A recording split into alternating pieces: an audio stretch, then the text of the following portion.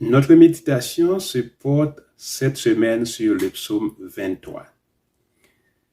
Je fais ce choix parce que ce psaume me rappelle une anecdote.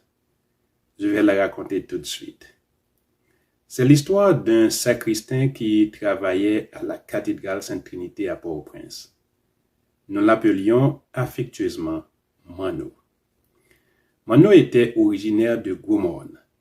Il ne faisait pas de hautes études académiques, mais c'était quelqu'un très intelligent. Il refusait toujours de prier avec le psaume 23.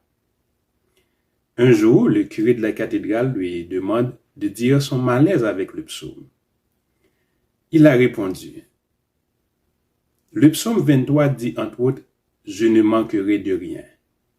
Regardant ma situation actuelle, je ne peux pas prier avec ce psaume. Je préfère prier avec le psaume 121 qui dit « Je lève mes yeux vers les montagnes. D'où me viendra le secours? Le secours me vient de l'Éternel qui a fait les cieux et la terre. »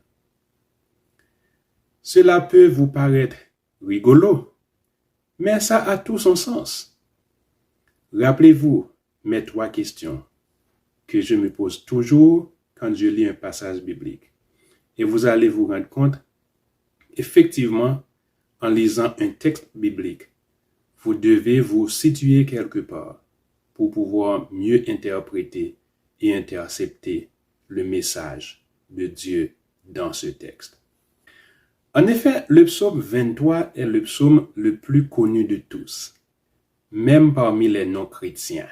Généralement, nous nous mettons d'accord sur le fait que David soit l'auteur des psaumes, même si pour certains exégètes, il n'est pas le premier à avoir désigné le Seigneur comme son berger. Toutefois, à mes yeux, David est celui qui a mieux compris le titre de berger, parce que lui aussi, il était un berger. Un berger prend soin de ses brebis. Il les protège contre les attaques des loups et des mauvais temps. Admettons un instant que la science ne permettait pas encore, au temps de David, de déterminer l'arrivée des cyclones et des ouragans. Donc, subitement, David devait braver les mauvais temps pour aller mettre ses brebis à l'abri. Si elles sont blessées, il doit les panser.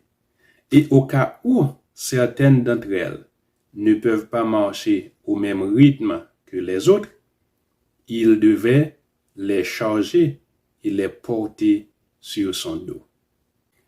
Donc, David sait très bien de quoi il parle lorsqu'il dit « Le Seigneur est mon berger, je ne manquerai de rien ». Il sait de quoi il parle aussi quand il dit « Si je marche dans la vallée de l'ombre de la mort, je ne crains aucun mal, car tu es avec moi.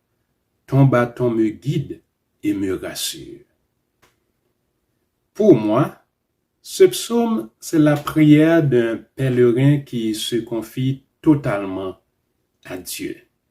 Puisque notre vie sur la terre est un pèlerinage, donc nous sommes invités à nous tourner vers ce berger, humble, doux et sensible, qui ne manquera de nous conduire vers des eaux paisibles.